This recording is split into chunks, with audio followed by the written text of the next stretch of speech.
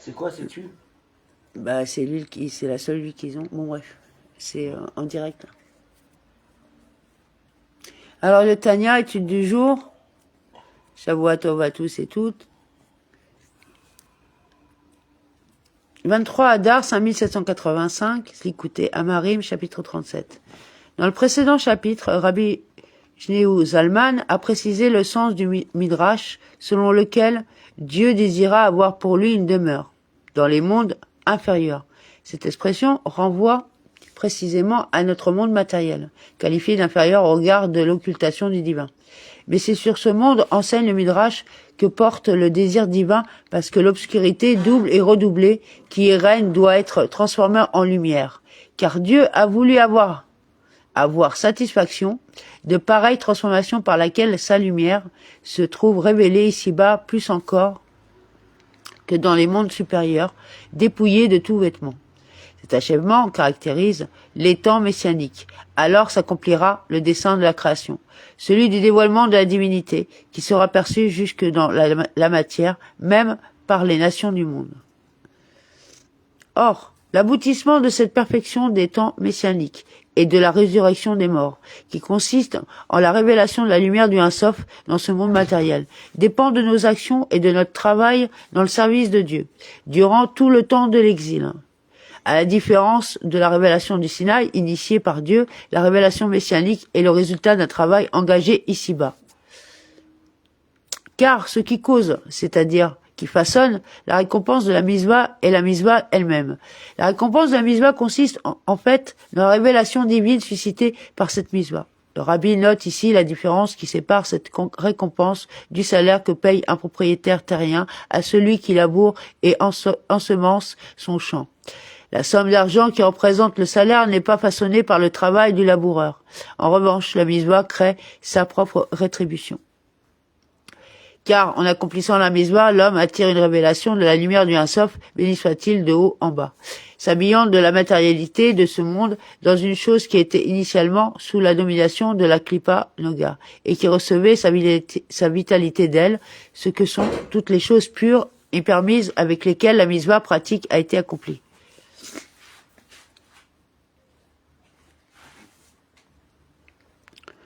Rabbi Shneur Zalman cite maintenant des exemples de choses pures et permises avec lesquelles une misva pratique a été accomplie. Le rabbi fait remarquer que les exemples choisis correspondent au règne minéral, végétal et animal. Par exemple, le parchemin des Téphili, Mezouza et Sefer Torah. Le parchemin reçoit sa vitalité de la Klippa Noga, devenu l'objet du misva. Il est ainsi pénétré de la lumière du Un Sof appelée par la misva. Un tel objet doit être pur et autorisé. Comme le disent nos sages, ne sont appropriés pour le travail du ciel, c'est-à-dire pour servir d'objet pour une misva que les choses qui sont pures et permises pour ta bouche, c'est-à-dire permises à la consommation. Et de même, un étrog qui n'est pas orla, ou des pièces pour la tzedaka qui ne proviennent pas du vol, ou ce qui est semblable à ces choses-là, c'est-à-dire toute autre chose matérielle servant d'objet pour une misva, pareille chose qui relevait du domaine de la Klippa Noga devient ainsi unie à la volonté divine. Note, à propos du étrog, qui n'est pas orla, Rabbi Shneur Zalman apporte la précision suivante. Car la orla est issue des 3 clipotes complètement impures qui n'ont jamais d'élévation, comme il est écrit dans le Resraïm. L'élévation vers la sainteté est pour elle impossible. Et pareillement, les choses qui procèdent de ces 3 clipotes ne peuvent-elles pas être élevées en faisant l'objet du misva. Et de même, pour toute misva qui vient par une transgression, à Dieu ne plaise, l'acte interdit est nourri par ces 3 clipotes impures. Il ne peut donc pas trouver l'élévation par le biais de la misva qui en résulte. En revanche, lorsqu'il vise des choses pures et permises et qu'aucune transgression n'est impliquée par son accomplissement, l'acte de la misva apporte l'élévation à ces objets qui appartenaient au domaine de la clipote Noga et qui se trouvent à présent unis à la lumière divine. Fin de la note. Et à présent, qu'il accomplit avec de tels objets purs la misva de Dieu et sa volonté. La vitalité qui est en eux, la vitalité du parchemin, du étrog ou des pièces de monnaie pour la charité s'élève, s'annule et est incluse dans la lumière du Un Sof, béni soit-il, c'est-à-dire sa volonté qui est habillée en eux. Comme expliqué dans les précédents chapitres, la mitzvah est l'expression de la volonté divine, la volonté qu'un juif accomplisse cette mitzvah. Dès lors, il n'y a là aucune dissimulation de la face pour occulter sa lumière, béni soit-il. La vitalité de cet objet se trouve donc unie avec la volonté divine, révélée absolument dans la mitzvah. On a jusque-là évoqué l'élévation que la mitzvah apporte à l'objet qui sert à son accomplissement, par exemple l'étrog, le parchemin, des téphilines, etc. Le Tanya explique maintenant que l'effet de la mitzvah ne se limite pas à l'objet même de la mitzvah, mais s'étend également à l'énergie, la vitalité du corps employé dans cet acte. L'âme animale qui donne vie au corps procède également de la Klipa Noga. Ainsi, cette vitalité au service de la mitzvah se trouve-t-elle élevée pour se confondre avec la sainteté de la mitzvah, la volonté divine. Et de même, la force de l'âme vitale animale qui se trouve dans les membres du corps de l'homme qui accomplit la mitzvah s'habille, elle aussi, dans cette action. Et elle s'élève de la klipa et devient absorbée dans la sainteté de la mitzvah, qui est sa volonté, béni soit-il, et annulée dans la lumière du Hasof, béni soit-il. Rabbi Ginu Zalman aborde à présent le cas des mitzvot qui ne consistent pas en un acte physique, mitzvot ma'asiyot, mais qui relèvent de la parole, telle la lecture du schéma, la prière.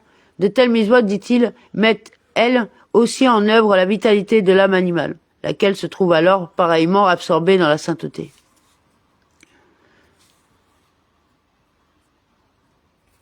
Et aussi dans le cas des mitzvot de l'étude de la Torah, de la lecture du schéma, de la prière et celles qui sont similaires. La force vitale de l'âme animale se trouve élevée vers la sainteté.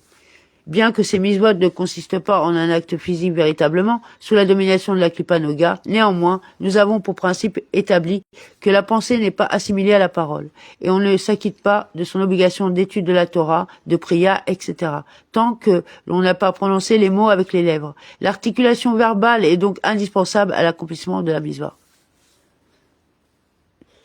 Et nous avons pour principe établi que le mouvement de ces lèvres, dans l'articulation des mots, constitue une action. Pareille action participe, elle aussi, de l'âme vitale animale qui est sous la domination de la Klipa Noga, exactement comme l'action physique dont il a été précédemment question, note le Rabbi. Car il est possible pour l'âme divine d'articuler avec les lèvres, la bouche, la langue et les dents matérielles, organes de l'articulation, si ce n'est par le truchement de l'âme vitale animale qui est habillée dans les membres du corps véritablement. Comme expliqué au chapitre 35, l'âme divine, spirituelle absolument, ne peuvent agir directement sur le corps et lui donner l'impulsion d'accomplir l'acte du mitzvah. L'âme vitale animale joue le rôle d'intermédiaire entre eux. Il en va de même pour les mitzvot qui relèvent de la parole. Dès lors que celle-ci emploie les organes de l'articulation, le recours à l'âme vitale est inévitable. Et plus il prononce avec force les mots de la Torah et de la prière, plus il introduit et habille de force de l'âme vitale dans ces paroles-là. Autant de force qui procède de la klipa et se trouve ainsi employée pour la sainteté. Et c'est ce que dit le verset. Tous mes os vont dire, Dieu qui est comme toi. Le corps tout entier doit donc participer à la louange de Dieu.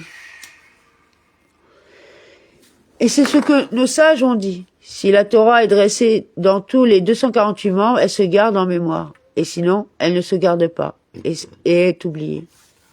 Car l'oubli de la Torah étudiée procède de la klipa du corps et de l'âme vitale animale, qui relève de la klipa noga, laquelle est parfois absorbée dans la sainteté.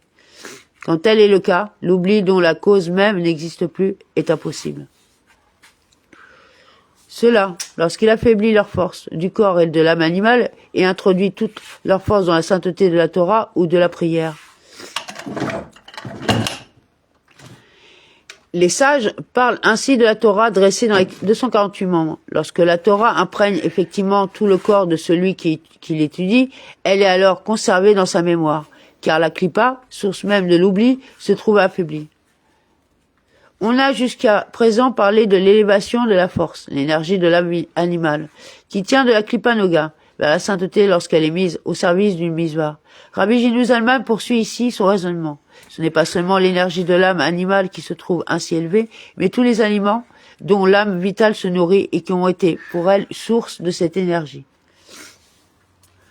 La vitalité de ces aliments qui tient elle aussi de la Klippa Noga, se trouve pareillement élevée dans la sainteté de la Mizvah. Ainsi, la vitalité de l'ensemble de ce mot matériel issu au demeurant de la Klippa Noga pourra-t-elle trouver l'élévation à l'époque messianique, grâce à l'observance globale pour les âmes d'Israël des 613 Mizvot. Plus précisément, les 365 interdits correspondant aux 365 vaisseaux sanguins qui ont pour fonction d'empêcher l'effusion du sang, et dont l'objet est de se répandre en un lieu inadéquat. Et les 248 commandements positifs qui correspondent aux 248 membres du corps et qui, à la manière des membres qui sont chacun un moyen d'expression pour une faculté déterminée de l'âme, sont un réceptacle, un moyen d'expression et de révélation pour la volonté divine. Amen.